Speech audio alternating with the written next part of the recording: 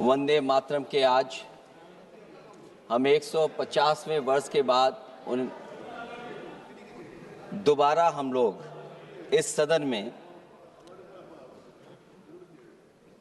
याद कर रहे हैं और हमें गर्व है इस बात का कि हम लोग इस समय पर बंकिम चंद्र चट्टोपाध्याय जी को भी याद करें, जिन्होंने इतना शानदार और ऐसा राष्ट्र को गीत देके गए हैं जिस गीत ने लाखों लाख लोगों को जागरूक किया, उनके बीच उत्साह भरा और आज़ादी के उस समय पर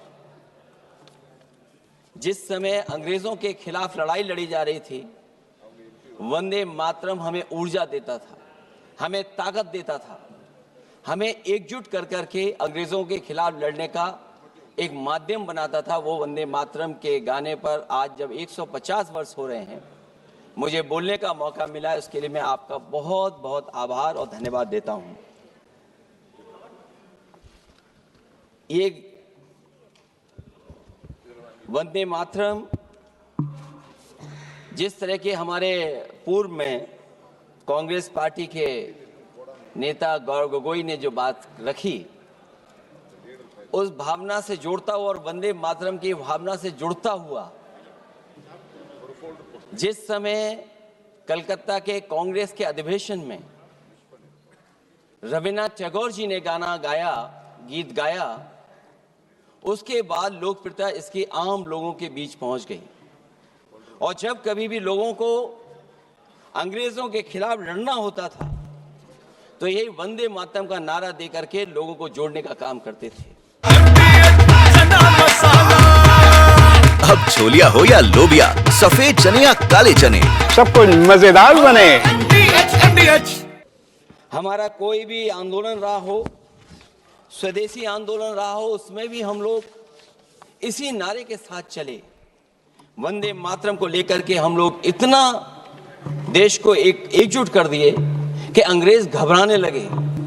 और जब अंग्रेज घबराने लगे तो जहां कहीं भी वो देखते थे कि ये नारा लग रहा है, वहां पर देशद्रोही का कानून लगाकर लोगों को जेल भेज देते। ये भी इतिहास है कि जिस समय बंगाल में बच्चों ने गाना गाया, इस गीत को अपने क्लासरूम में गाया, उस समय भी अंग्रेजों ने उनके खिलाफ मुकदमा लगा के उन्हें जेल भेजने का काम किया। ये वंदे मातरम अंग्रेजों ने बैन भी कर दिया।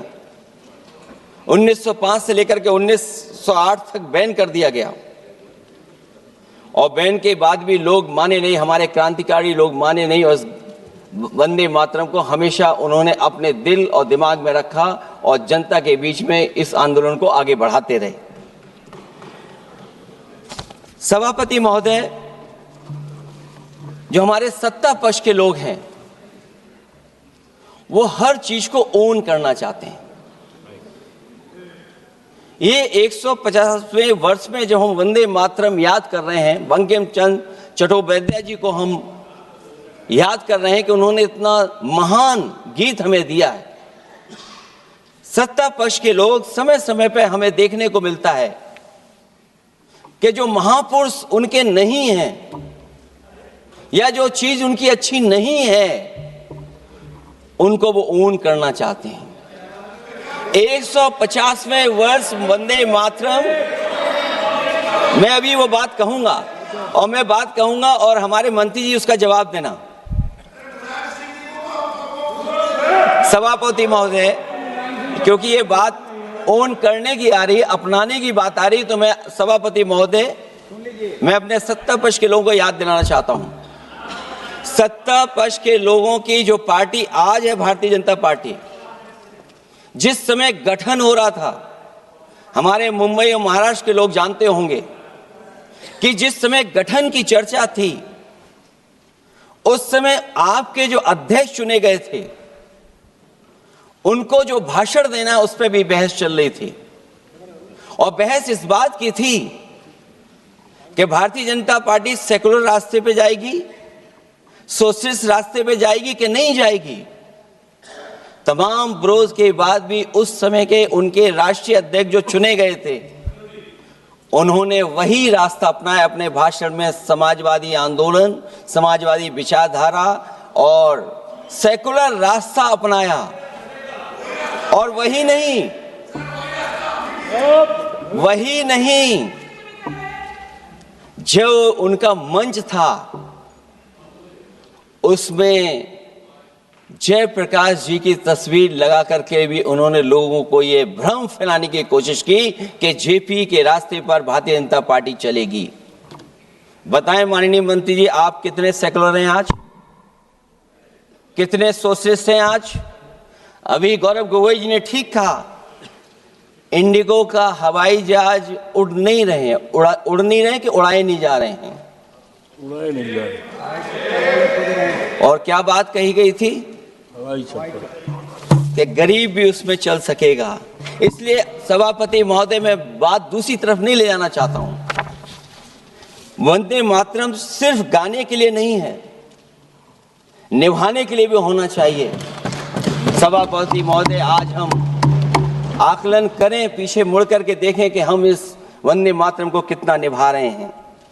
जिस वंदे मातरम ने आजादी के आंदोलन में सबको जोड़ा, आज के दरारवादी लोग उसी से देश को तोड़ना चाहते हैं। ऐसे लोगों ने, सभापति महोदय, ऐसे लोगों ने पहले भी देश के साथ दगा किया और आज भी कर रहे हैं। ये चर्चा तो जोड़ने का काम करेगी ना अखिलेश जी, क्योंकि आज वंदे मातरम की चर्चा, वही मैं कह रहा हूँ, वंदे मातरम में जोड़ने का ही काम करेगी। वंदे मातरम कोई दिखावा नहीं है, ना ही राजनीति का विषय है। क्योंकि सभापति महोदय, हम जब ये चीज इनके विचारों से, इनके भाषणों से जब बाहर सुनते हैं तो ऐसा लगता है कि वंदे मातरम इन्हीं का बनवाया हुआ गाना है। जिन्होंने, सभापति महोदय, जिन्होंने आजादी के आंदोलन में भाग ही नहीं लिया है, वो वंदे मातरम का महत्व क्या जानेंगे? सच तो ये है कि सरफरोश लोग वंदे मातरम दिल से बोलते थे। उन आजादी के दीवानों के खिलाफ कुछ लोग अंग्रेजों के लिए जासूसी और मुखबिरी का भी काम करते थे।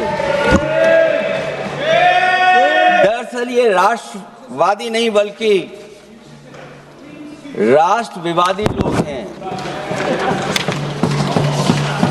जहां विवाद करना हो, कभी अंग्रेज विवाद कर करके, डिवाइड कर करके, डिवीजन कर करके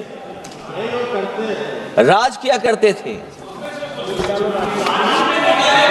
सभापति महोदय, आज भी वही रास्ता कुछ लोग अपना रहे हैं। वो डिवीजन का रास्ता अपना रहे हैं, डिवाइड का रास्ता अपना रहे हैं, दरारवादी रास्ता अपना रहे हैं। इनका इतिहास खंगाला जाए कि इन्होंने आजादी के पहले और आजादी के बाद वंदे मातरम क्यों नहीं गाया। ये सभापति महोदय, आज जब हम वंदे मातरम पे इतनी चर्चा कर रहे हैं, जिस भाव से हम लोग यहाँ बैठे हैं, कम से कम ये भी खंगाला जाए इतिहास में कि वंदे मातरम कुछ लोगों ने कब गाया। उन मुखबरों से ये सवाल पूछा जाए कि स्वतंत्रता के बाद भी उन्होंने अपना गीत क्यों बनाया। उनकी एक रंगी सोच ने तिरंगा क्यों नहीं फहराया। वंदे मातरम सियासत के झूठे राष्ट्रवादियों के लिए नहीं है, गलत लोगों की गलत मंशा पूरा देश समझता है। और केवल यही नहीं ओन करते हैं, कभी कभी भारत माता का जो चित्र है, जो पेंटिंग कभी बंगाल के महान लोगों ने बनाई थी,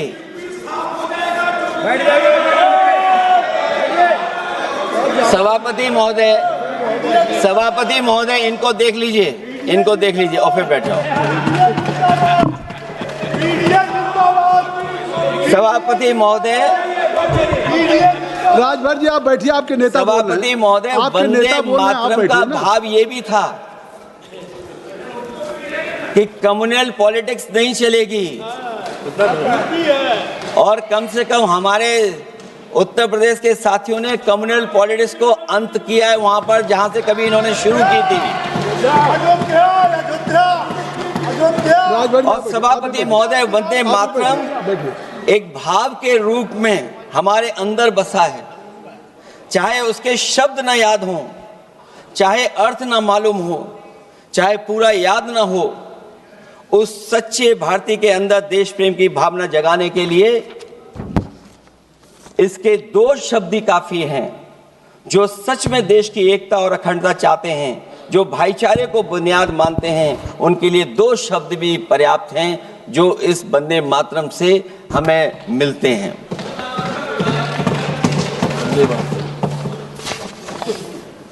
दूसरा किस्सा सुना दूं अध्यक्ष महोदय? सभापति महोदय, इनका इतिहास खंगाल लीजिए, पूरा निकाल लीजिए। चुनावी सभाओं में कभी बाबा साहब भीमराव अंबेडकर जी की तस्वीर ये लोग नहीं लगाते थे। ये बात अगर सही हो तो बता दो। और ये तस्वीर कब लगाना शुरू किए?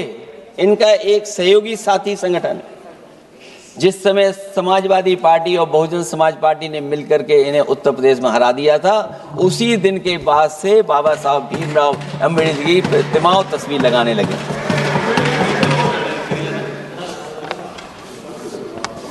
इसलिए सभापति महोदय,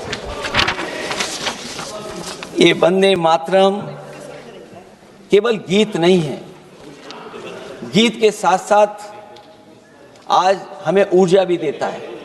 उस समय क्रांतिकारियों को ऊर्जा मिलती थी, एकजुटता का नारा था, हम साथ लेकर के चल रहे थे सबको, और देश के सभी लोगों ने जाति धर्म को भुला करके एक साथ मिलकर के वंदे मातरम के सहारे अंग्रेजों को भगाने का लगातार कोशिश की। और अंततः परिणाम ये हुआ कि जब देश जागा, वंदे मातरम के साथ साथ जय हिंद का नारा, इंकलाब जिंदाबाद का नारा लगा करके अंग्रेजों को इस देश से भगाने का काम किया।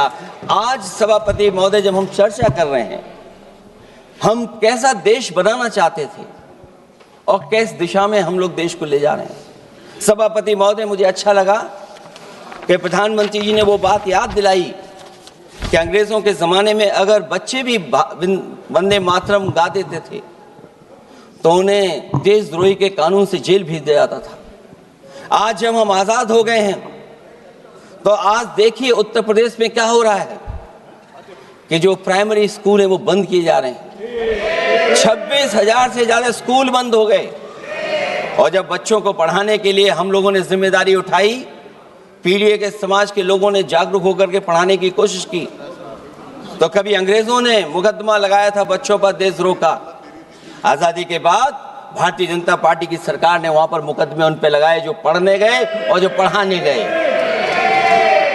तो इसलिए वंदे मातरम का भाव जो था, उसी भाव से जुड़ करके हम सब मिल करके इस देश को और मजबूत करें। यही हमारी भावना है, यही हमारी सदस्यों की भावना है। जब हम 150वें वर्ष में याद कर रहे हैं तो वहीं हम ये याद करें कि जिस भावना से वंदे मातरम को हम लोगों ने देश के सामने गा गा करके अंग्रेजों को भगा दिया, ये देश कैसे मजबूत हो, एकजुट कैसे हो, बिना भेदभाव के, और संविधान से कैसे चलें, क्योंकि ये संविधान से ही मिला हुआ हमें गीत है। इसलिए इस गीत के माध्यम से हम किसी पर टिप्पणी और किसी पर थोपने की कोशिश न करें और न किसी पे दबाव बनाने की कोशिश करें। आपका सभापति जी का बहुत बहुत धन्यवाद। ये है सीक्रेट रेसिपी MDH का जीरा सत्त जलजीरा मसाला।